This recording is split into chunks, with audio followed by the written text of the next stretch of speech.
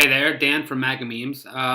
We've compiled some information, some footage of people encouraging and talking about voter fraud and election meddling.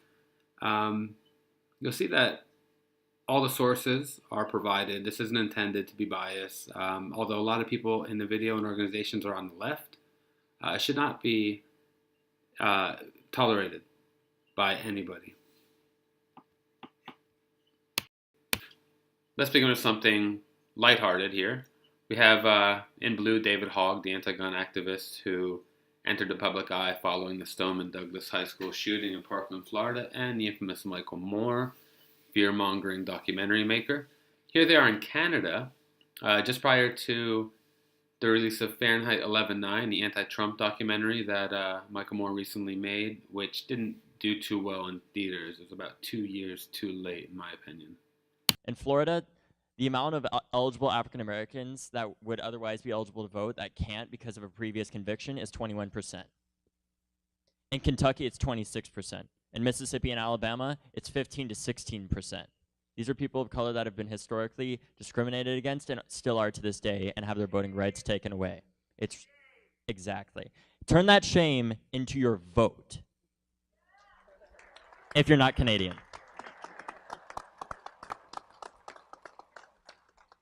I think Canadians can donate to political campaigns in the United States.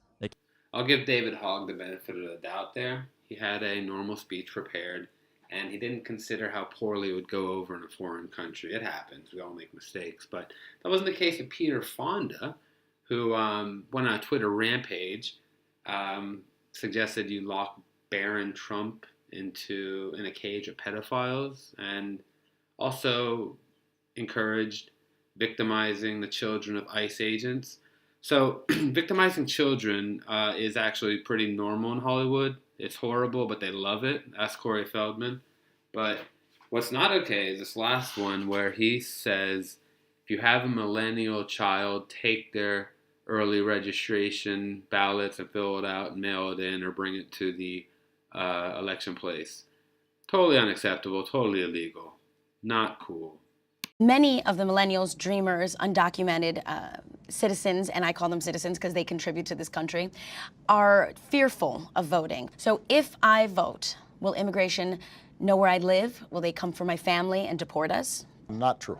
Okay. And the reason is, first of all, when you vote, you are a citizen yourself, and there is not a situation where the voting rolls somehow are transferred over and people start investigating, et cetera.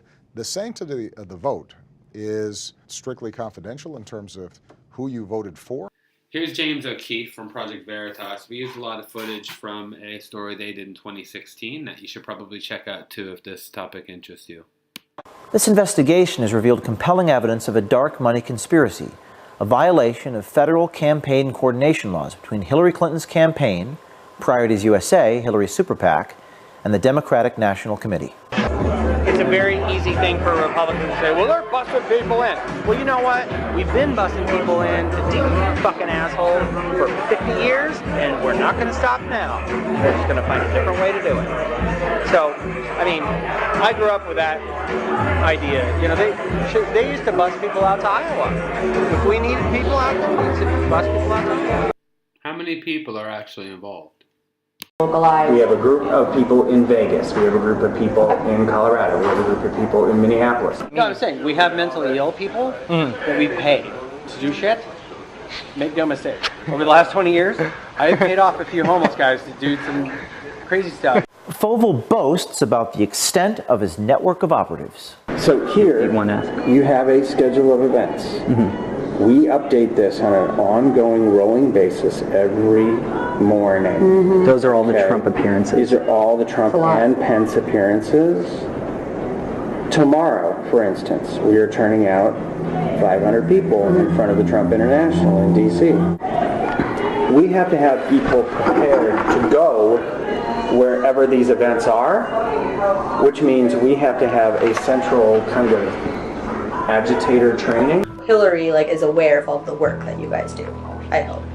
The campaign is fully integrated. And then they tell Hillary like what's going on. Well, I mean, Hillary knows through chain of command. Yeah. The campaign pays DNC, DNC pays Democracy Partners pays the Foble Group, the Foble Group goes and executes the shit on the ground. It's not as efficient as it could be, but that's because the law doesn't allow it to. The thing that we have to watch is making sure there's a double blind between the actual campaign and the actual DNC and what we're doing. There's a double blind there. So that they can plausibly deny that they knew anything about it. It doesn't matter what the frickin' legal and ethics people say. We need to win this motherfucker. I think there's a lot of voter fraud. Right. Like I say, people don't realize certain neighborhoods in particular, they bust people around to vote. They do what? They bust them around. They put them in a bus and they move the poll side to pole side. This isn't a new problem, nor is it a secret. It is something that people benefit from, and they actually, in the House, recently voted against preventing illegals from voting. People think, you know, it's a liberal thing to do, but I take my vote seriously, and I don't want 10 other people coming in negating my vote by voting for the other candidate when they're not even registered voters. Not expecting them and taking them for granted, but beating the shit out of them and making them like voters. Thanks for watching. I hope you learned something. If not, I hope you at least enjoyed it. If not, then tell us why. And I hope that you vote in the midterm elections, because they are as important, if not more important, than the presidential ones. Right. Take care. So I have to be really honest. Iowa is a difficult case because it's a 50-50 state, and honestly, half the state is racist as fuck. I came home last night and really I was upset because that's not the way I was raised, and that's not the Iowa that I grew up in, but you kind of have to accept that that's the way it is. Now, It's not who you are, but that's what the state is. right. Wisconsin is just as bad.